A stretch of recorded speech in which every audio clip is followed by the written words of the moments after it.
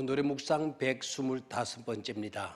오늘은 우리도 받아야 할 은혜, 우리도 받아야 할 은혜라는 제목으로 말씀을 나누도록 하겠습니다. 오늘 우리가 묵상하게 될 본문의 말씀은 요한복음 제4장 42절 말씀입니다. 한 목소리로 같이 읽도록 하겠습니다.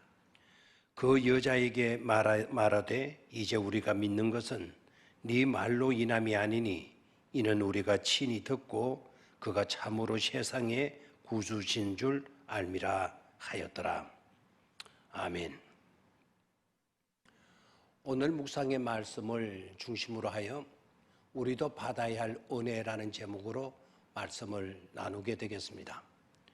우리도 받아야 할 은혜에서의 은혜란 수가성 우물가 여인이 받은 은혜를 의미합니다. 그 여인이 받은 은혜를 우리도 받아야 한다는 것입니다. 지금까지 우리는 예수님께서 수가성 야곱의 우물가에서 사마리아 여인을 만나 너는 남편이 다섯 있었고 지금 있는 남자도 너의 남편이 아니다 라고 말한 구절을 주목하면서 세 가지로 추측했습니다. 이 여인은 헛되고 헛된 것들을 구하는 서글픈 여인이었을 것이다 라는 생각입니다. 복음성가 가운데 우물가의 여인처럼 난 구했네 헛되고 헛된 것들을 라고 하는 복음성가의 가사처럼 말입니다. 또한 이 여인은 결혼 생활에 실패한 여인이었을 것이다.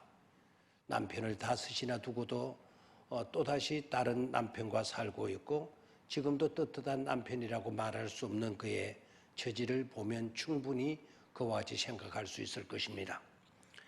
그리고 신분이 나쁜 여인으로 단정해 버리는 것입니다. 그런데 혹시 이러한 생각들이 과연 그러한가라고 하는 것입니다. 좀 고중간점에서 벗어나 다른 각도에서 볼 필요성이 있지 않을까 하는 것입니다. 성경이 그렇게 증언하고 있는 것을 우리가 선입관으로 놓치고 있다면 그것은 말씀을 대하는 바른 태도는 아닐 것입니다. 그러기에 다른 각도에서 이 말씀을 접근해 볼 필요성이 있습니다. 첫 번째로 사마리아 여인은 과연 헛된 것들에 목말라 한 여인이었는가? 헛된 욕망과 소원으로 가득한 그런 여인이었을까 하는 것입니다.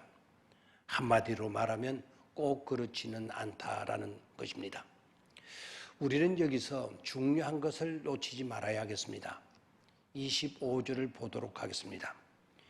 25절을 보면 여자가 가로되 메시아 곧 그리스도라 하는 이가 오실 줄을 내가 아노니 그가 오시면 모든 것을 우리에게 고하시리이다 라고 말하고 있습니다. 그가 오시면 메시아 곧 그리스도라 하는 그분이 오실 줄을 내가 아노니 그 메시아가 오시면 그리스도 오시면 모든 것을 우리에게 고하시리이다 라고 말하는 점에서 그녀는 헛되고 헛된 것만을 추구하고 산 자라기보다는 오히려 그녀가 애타게 구하던 것은 메시아였던 것입니다.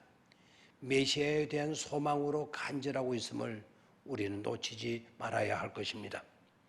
또한 육신의 목마른 갈증에만 사로잡혀 있는 여인이었는가 라는 것입니다. 이 부분에서도 꼭 그렇지만은 않다라고 하는 것입니다. 그것으로 나쁜 여자로 취급해서는 안 됩니다. 우리도 목마름을 해결하기 위해 우물을 찾게 됩니다. 유독 이 여인만 목마른 갈증에 시달리고 있는 것이냐 취급하는 것은 잘못입니다. 그리고 18절 네가 남편이 다섯이 있었으나 지금 있는 자도 네 남편이 아니니 네 말이 참되도다 라는 주님의 말씀으로 인하여서 마치 수가성 여인이 이 남자 저 남자를 바꿔가며 행복을 추구하고 다닌 행실이 좋지 않은 나쁜 여인으로 취급하는데 이것도 크게 잘못하는 일이 될 수도 있다라는 점입니다. 왜냐하면 당시의 여인들은 남편을 버리고 이혼할 권리가 전혀 없었습니다. 요아킴 에레미야라고 하는 신학자는 이렇게 말을 합니다.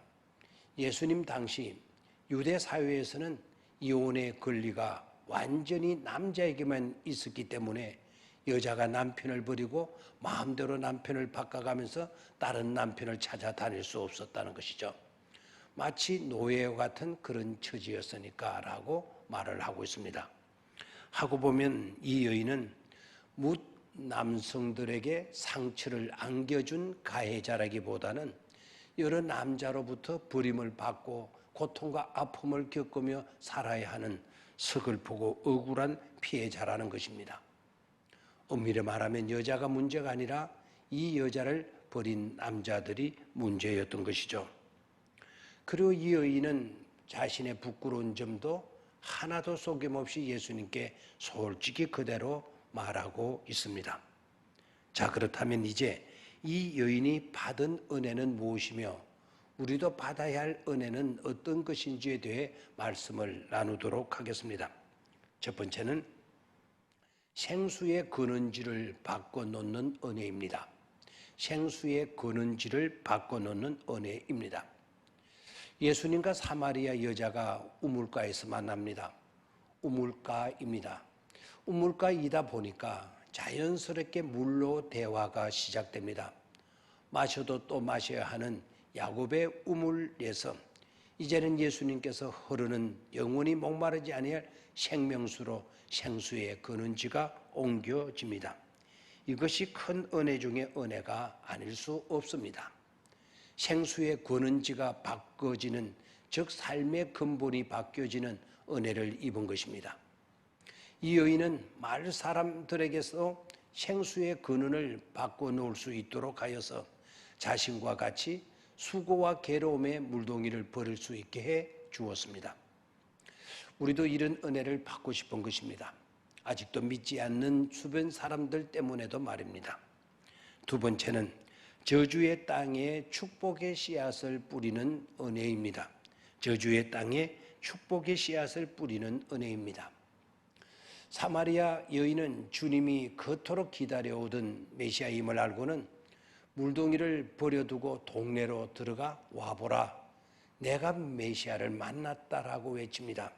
내가 메시아를 만났다라고 외칩니다. 유대인 남자 정도가 아닙니다. 잘생긴 남자 정도도 아닙니다. 많은 것을 알고 많은 것을 말하고 있는 그런 지식 있는 지성인을 만났다고 아닙니다. 내가 메시아를 만났다라고 말합니다. 그것도 그냥 외침이 아닙니다. 가장 귀한 축복의 씨앗을 사람들이 외면하는 땅에다가 심는 것이었습니다. 사도 요한은 이방인의 땅으로, 여기는 사마리아 선교가 제자들도 아닌 이름도 밝혀지지 않은 한 사마리아 여인에 의해 시작되었다는 것을 강조합니다. 그래서 저주의 땅에 복음의 꽃이 피어나는 복된 마을이 된 것입니다. 이것도 은혜입니다. 삭막한 세상을 살아가는 우리가 받아야 할 은혜인 줄 믿습니다. 세 번째는 정오와 분단의 벽을 허물고 화해와 하나됨을 이루는 은혜입니다. 정오와 분단의 벽을 허물고 화해와 하나됨을 이루는 은혜입니다. 우리는 여기서 또 한 가지 놓치지 말아야 할 것이 있습니다. 요한복음 기자는 왜 예수님과 사마리아 여인이 만난 장소를 세겜이라고 지칭하지 않고 야곱이 그 아들 요셉에게 준 땅이라고 명시하고 있는 것인가 하는 것입니다.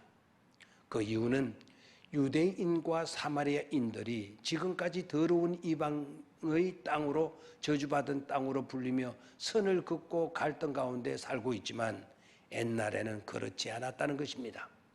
같이 이 야곱의 우물을 퍼서 마시며 같이 살았다는 것입니다. 그런데 오늘 본문 말씀에서 보십시오. 사마리아 여인이 예수님과 만나 대화하는 이 시간은 어떻습니까? 이제는 이방인과 유대인, 남자와 여인의 벽이 허물어지고 하나 되는 은혜, 온갖 차별과 갈등이 치유되는 현장이 되었다는 것입니다. 우리가 사는 이 사회가 받아야 할 은혜가 아닐 수 없습니다.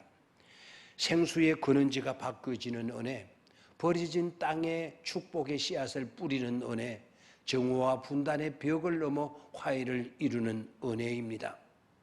오늘 하루도 이런 은혜로 살아갈 수 있기를 바라고 오늘 하루도 이런 은혜의 이야기로 넘치는 하루가 되기를 바랍니다. 감사합니다.